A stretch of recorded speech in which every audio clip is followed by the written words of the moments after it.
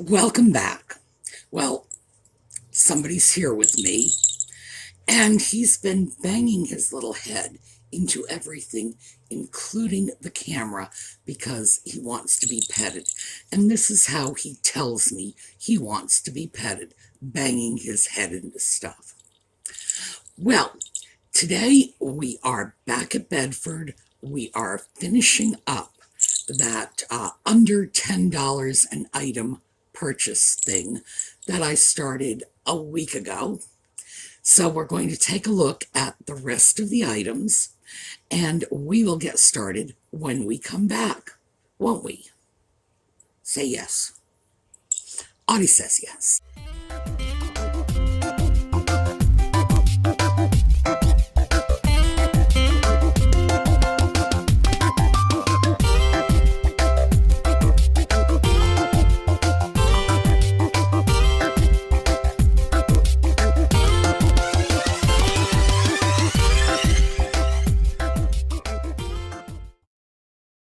Okay, first of all, the tape. I was in physical therapy this morning, and I get this lower part of my face taped. If you'll recall, it used to be it was getting taped up here. Well, the recovery comes from the top down. So the top is pretty much recovered. Now we are just working on reminding the muscles down at the bottom of what they're supposed to be doing. And I decided to leave the tape on while I did the video because it actually really helps with my ability to enunciate when my not working lower lip isn't getting in the way.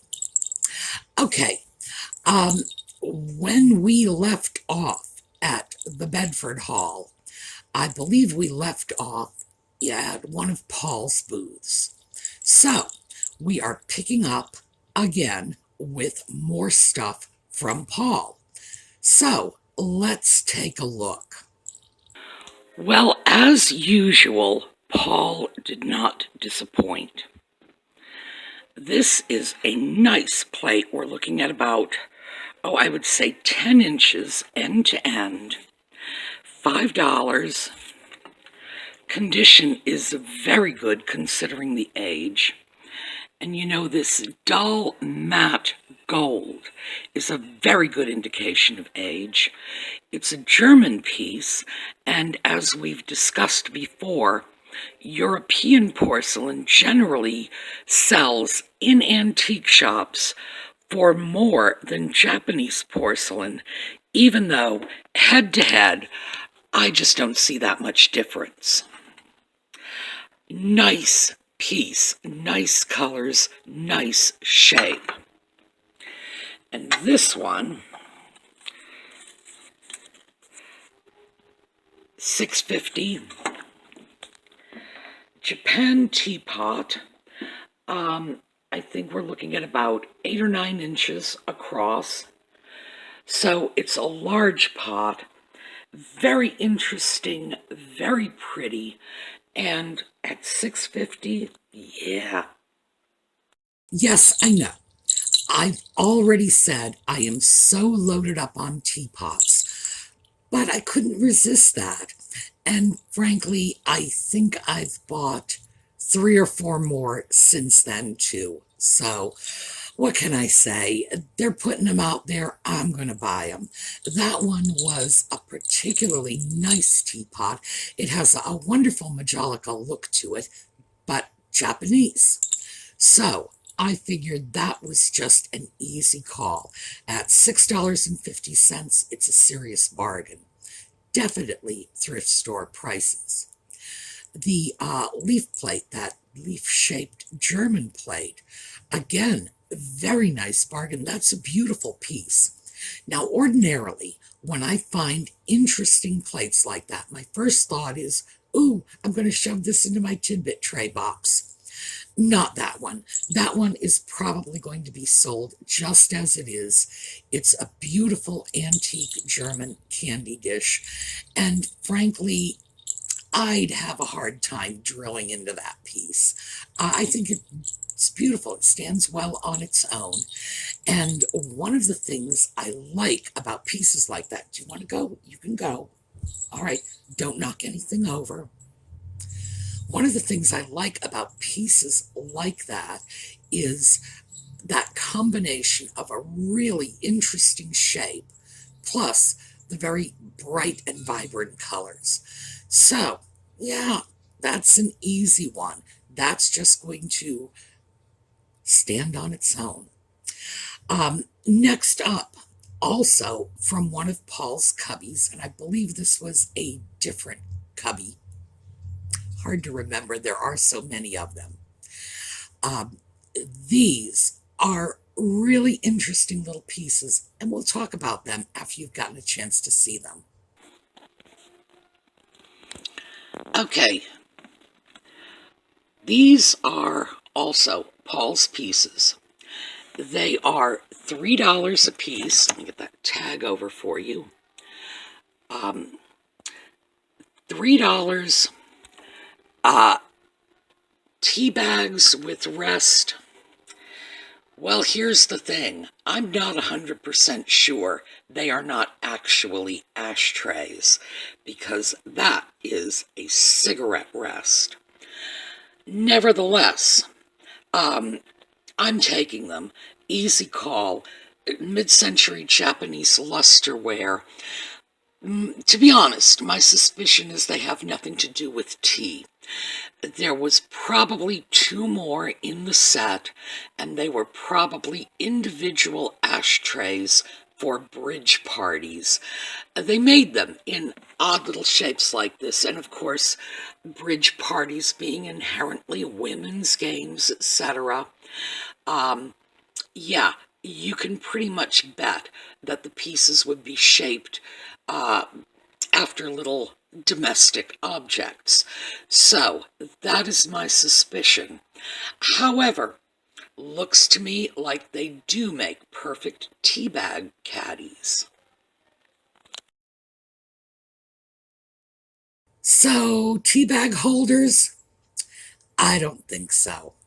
First of all, one was definitely a teapot. The other was a coffee pot.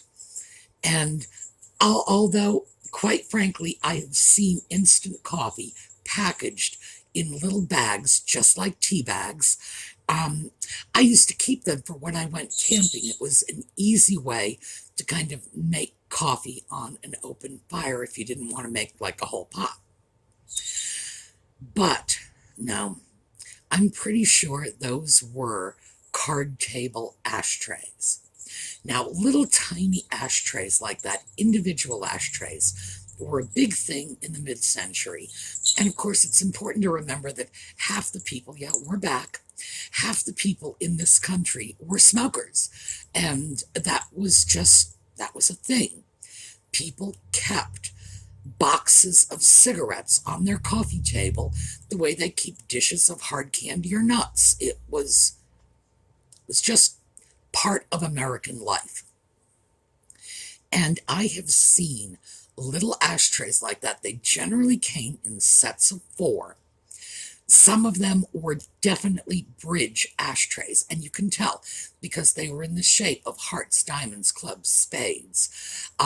Some of them were really nice. Little Wedgwood designs, little depression glass designs, really beautiful. I think these little lusterware pieces are, in fact, ashtrays, because I've seen modern tea bag holders, and that wasn't a thing in the past, mostly because when you go back to the mid-50s, tea bags were kind of a novelty. People stuffed their loose tea into little metal or ceramic balls that were suspended in the pot, and you made a whole pot of tea that way. The whole concept of a little paper tea bag with a little string on it is relatively new. So, even when I've seen modern tea bag holders, they don't have some little depression so that you can hang it off the other end, because that string is wet too. You would throw the entire tea bag, string and little Lipton tag and all, into your little tea bag holder. So I do believe these are, in fact, personal ashtrays. And there's a market for that. Even though smoking is no longer a fashionable thing, there are still smokers around. They still want nice ashtrays. And there's a whole sort of genre of collecting around cigarette packages, cigarette boxes, things of that sort. So, is there a market for it? Absolutely. And when it's a beautiful little piece like that, those two little pot ashtrays, they are going to sell. That's not an issue, especially because they are so small, which means they can ship out very inexpensively. And at the price that I paid, which was what, $3 a piece, they're going to be very easy to blow out at a low price, and they're pretty little lusterware pieces. Somebody might end up just picking up the pieces because they match their kitchen decor. So, what can I say? Actually, there's more I can say. I kept an ashtray in my bathroom for years. Not because I was trying to encourage people to hide out in the bathroom and smoke, but because I would put makeup brushes in there. Those little cigarette holder depressions would hold the brush, and a lot of times I just want to put the brush in there and wash it out later.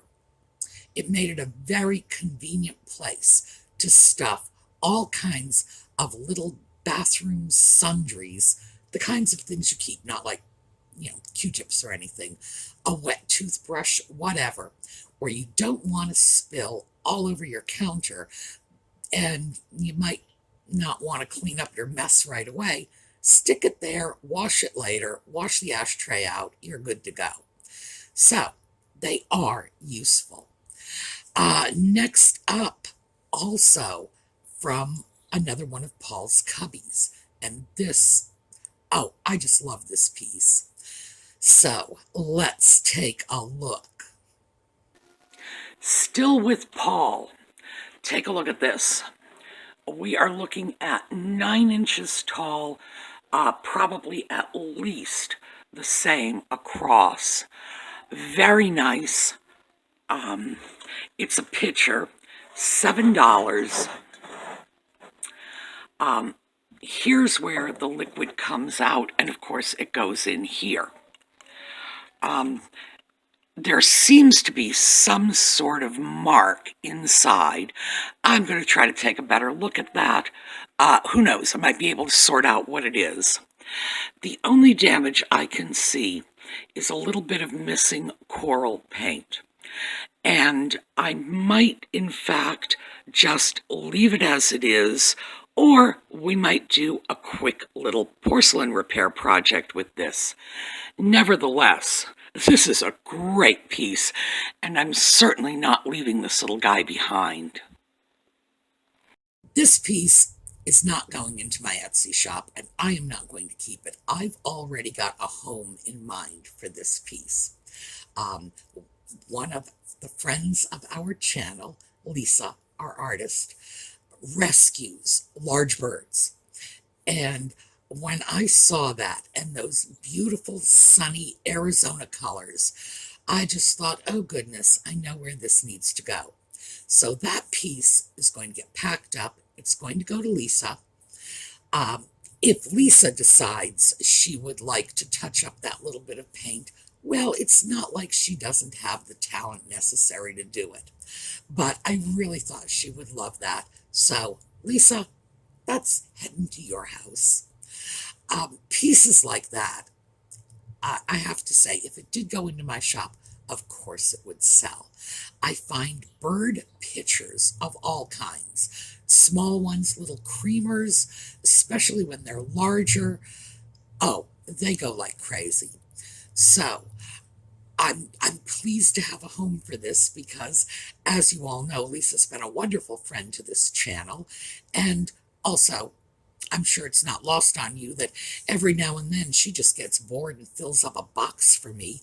She made Audie's favorite cat toy, so Audie loves her as far as he's concerned. Oh yeah, send it to Lisa. He's happy with that. But again, beautiful piece, $7, such a bargain. I mean, you can't even go out and buy a picture like that, well, a new picture like that for $7. No. So, only goes to show you that if you want nice things, go to the thrift stores, go to the antique shops.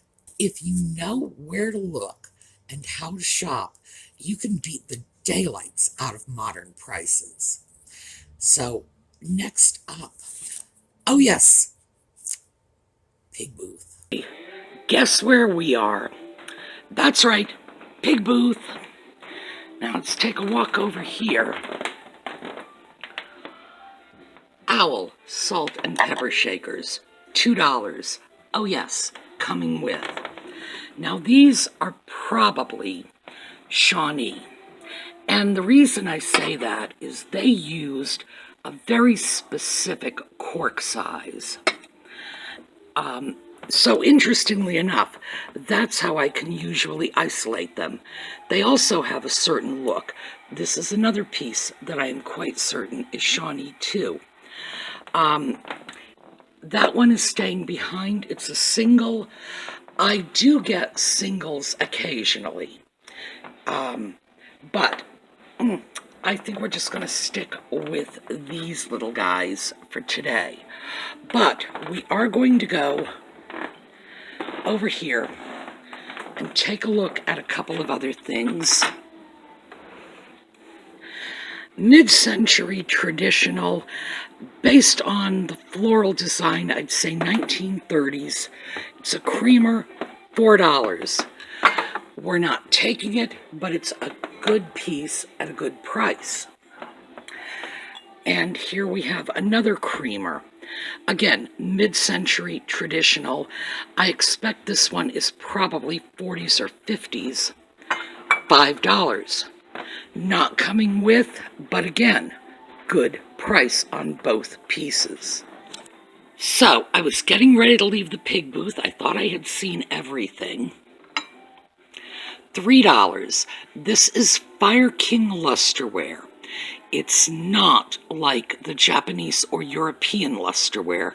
It's very different. Nice piece. I have used pieces like this on Tidbit trays before in combination with Japanese or European lusterware. They look great. Interesting piece, good price. And this is an even better deal, $2. Nice little cut glass plate.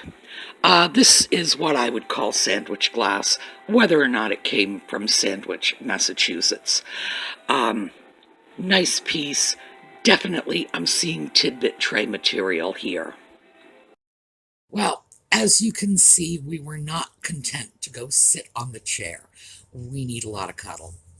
So let's talk about some of those things. The owl salt and peppers in that little caddy, $2.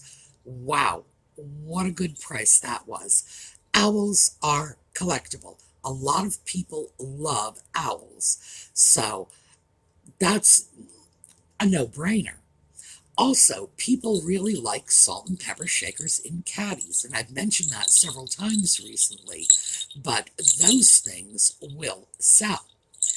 The creamers, and I just showed you the creamers. I didn't actually buy those, but I did want you to see. That's something that I did want to mention briefly, because what I do with pieces like that is I like to keep measuring cups out because I use them. And leaving one of those dull little clear glass Pyrex. That's what they are. That's clear Pyrex measuring cups out. I don't want that on my kitchen counter. On the other hand, a pretty creamer, yes. And if your creamer will hold a cup of water, all you need to do is just pour in a quarter cup, make a little mark, and then copy it out in nail polish. Just a little line. Half a cup, same thing. 3/4, just make your little lines. And let's face it, if there are 3 lines in your cup, quarter cup, half cup, 3/4. That's simple. And it's a nice way to keep a measuring cup handy so that you can use it, so that it's there when you need it, and you don't have to go scurrying through drawers and cabinets and whatever. And it can be decorative at the same time. So that's what I do. The Fire King lusterware piece, that was $3. It's called a lotus bowl. And Fire King lusterware is glass. It's tempered glass. It's not ceramic. Now, with regular lusterware, and so whenever I talk about Fire King lusterware, it's really made in a very similar way to carnival glass. It's not fired ceramic with a lusterware glaze on it. That's what lusterware is. We call this lusterware sort of informally and unofficially because it has the same lustrous finish, that beautiful pearlescent finish. And in fact, it's not made the same way because you don't fire glass the same way you fire porcelain. But it is a superficial coating on the glass. If you scraped that lusterware coating off the inside of the glass, you'd be able to remove it. In that sense, it's the same as porcelain lusterware, which is a top coating, but it's really not the same thing. And I wish people didn't call it lusterware because, again, as I say, totally different animals. I understand why they do it, but it is a little confusing. That piece is probably going into my Tidbit tray stash because I've made Tidbit trays from pieces like that, and it really does combine very well with Japanese or European lusterware pieces. They work well together. So that's what's going to become of that. The little yellowish sandwich glass piece, we could call it depression glass because the pressed colored glass is depression glass. All depression glass means is colored glass that was made in the 1930s. So, is that piece from the 1930s? I don't know, but possibly. So, at this point, when we start talking about colored glass, depression glass, sandwich glass, we start to see the overlap of different styles.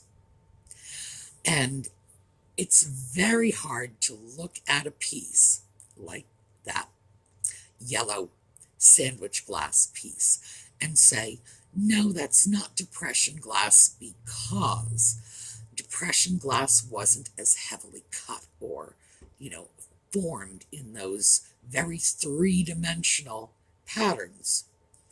Yeah, that's why I would call it sandwich glass instead, because it's made in the same style as the glass that came out of Sandwich, Massachusetts.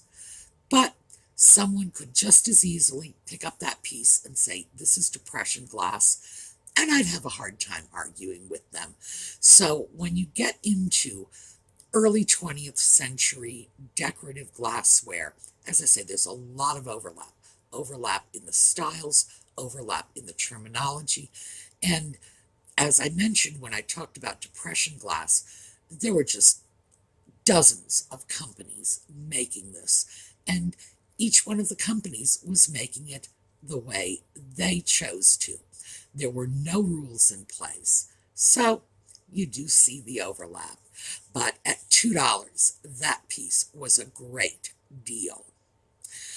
So let's take a look now at a piece that did not come home with me, but it's worth looking at. Well, this trunk, $450, is an American tramp art piece. Most of these pieces were made in the early 20th century. You generally stop seeing them by about 1930, but because they are completely handmade, it's hard to date them. This little sort of zigzag applied molding is characteristic of tramp art, and that price at $450 is not even close to out of line. This is the sort of thing that if you find it, here, and take a look, even if the condition is not terrific, definitely grab it. These things go for huge money. That chest is just incredible.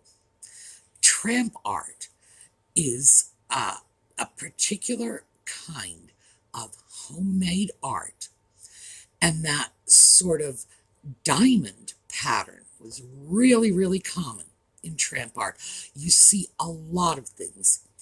Tramp art pieces, I've seen tramp art made of popsicle sticks. I've seen tramp art made of pallets, wood pallets.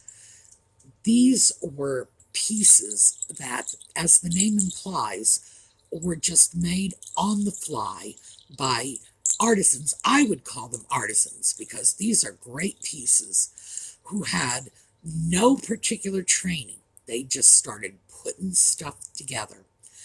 And very often, you would be able to pick up pieces like this from the men who made them in the Depression era. They would often go door to door, just, here's a box I made. Can you give me 20 cents for it? That's how it got the name of tramp art, because it was associated with the tramps. Pieces like that are fabulous. They have become really collectible, really pricey. Paul's piece was quite reasonable given what it was and the size of it. It was a huge piece, but I really wanted you to take a look at it because, again, if I see things that I think you need to be able to identify because they are super hot in the market, I will show them to you so that when you find it at your local Goodwill or your local antique shop or somebody's barn sale, you know to pick it up because you can make a serious profit reselling these things. Okay, that's what we've got for today. I have a little segment about the rescheduling of the videos that I am going to show next, and we're going to follow up with some happy little animal pictures. I will see you all tomorrow. Have a great day. I've recorded this little segment to give you an idea of what my new video schedule is going to be starting in the next few weeks to maybe month and a half. As most of you know, I originally began by putting out 3 videos a week. They were on the weekends. I think it was Friday, Saturday, and Sunday. And then we were hit with a pandemic. So I increased the video output in order to preserve the cohesion of our online video community. I know a lot of you were very isolated, anxious. We had all kinds of shortages. People were getting sick. I know some of you lost loved ones, and for that I am truly sorry. And frankly, none of us expected this health crisis would be lasting. Here we are, we're, 10, 11 months into it. But now that we have vaccines out, all of my medical service personnel have been vaccinated, and we expect the vaccines to be available to the general public within a few weeks. I know some of you are still on lockdown, but we are seeing a light at the end of the tunnel. And I also have to tell you that, boy, I am at the very end of my ability to continue producing videos 6 days a week. So, given the fact that we are seeing the end is in sight, I'm going to gradually start cutting back my video output and getting back to that original format of 3 videos a week. So, I want to throw this out to you. I like doing videos to go out on Saturdays and Sundays, but I am going to do 3. So, why don't you decide what the 3rd day is going to be? Let me know. You know I read your comments. All right, so I'm going to show this little clip at the end of my videos for maybe the next couple of weeks, just so the transition is understandable for everyone. No surprises. And you can decide when you want to hear from me. All right. Have a great day, and I'll see you next time.